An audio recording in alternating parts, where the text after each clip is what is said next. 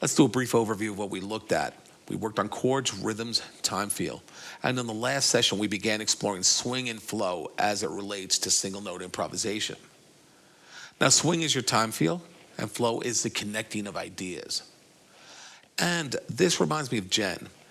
Jen was a student of mine at the School of Rock, and she was about 16 at the time. She'd been playing for a few years and was getting quite good. She also had great stage presence, but she couldn't solo. After a while, I discovered that she was an honors level English lit student. She had read all the classics and was interested in writing her own fiction. Now, Jen could learn solos and she could play solos. In fact, her first solo was George Harrison's solo from Let It Be. Her challenge was creating her own musical ideas, and she could swing with chords, but not with scales. And she had no flow. So we began using the connect the dots approach to learn the minor pentatonic scale. After a while, she could swing the scale, but she still had no flow.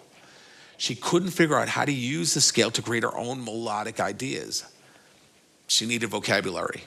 Now, the term vocabulary has become quite popular in the online teaching community, and many teachers use the term to refer to content, and they use it interchangeably.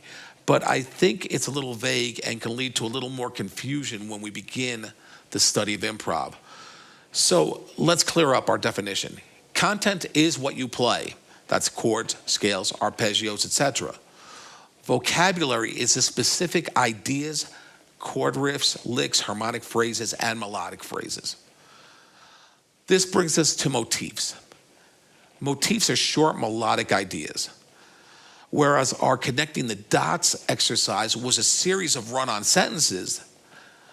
This motifs exercise breaks up that stream of consciousness approach into smaller pieces. Now, if you created backing tracks from the previous session, then you have a lot that you could use for this session. If not, there's no time like the present.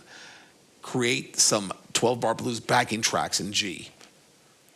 Now, let me explain to you how this motifs exercise works.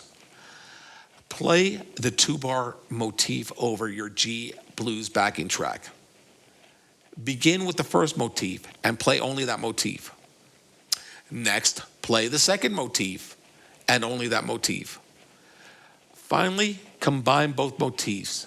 Play the first followed by the second. Remember to swing and flow. You know you did it right if there's a smile on your face. All right, so the first motif is based on G minor. They're actually both based on G minor. And it's 4/8 notes.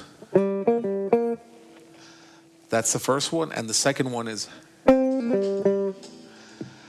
Now here I'm going to play just the first one. Every 2 bars.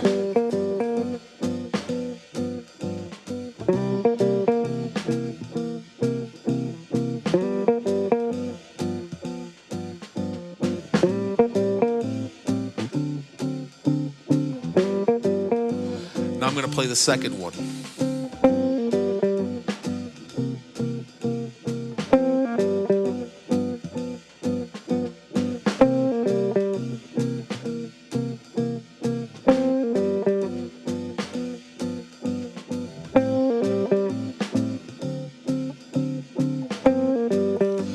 Play the first one followed by the second one.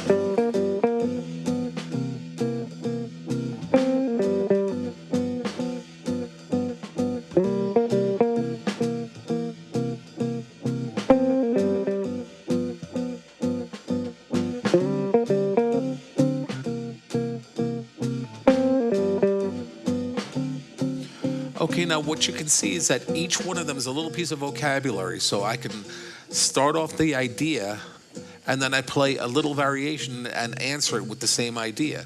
Now you can use motifs and start developing your solo. They're just little bits of little phrases of musical information that'll help get your solo going.